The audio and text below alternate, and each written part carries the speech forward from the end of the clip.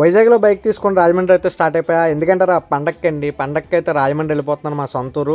ఈసారి ఒక 3 రోజులు సెలవు పెట్టేసి సెలబ్రేషన్స్కి అయితే వెళ్ళిపోతున్నా. ఈసారి పండగ మా ఇంట్లో కాదు, అత్తగారి ఇంట్లో. మరి కొత్తలోని కదా, అక్కడి నుంచి ఇన్విటేషన్ వచ్చింది.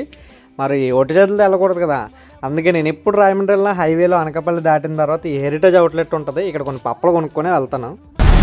ఎప్పుడు వచ్చినా ఇది మ్యాండేటరీ ఇక్కడ. చాలా బాగుంటుంది, ట్రై చేయండి అన్నా. చాలా బాగుంటుంది, అందుకే ట్రై చేయమంటున్నాను.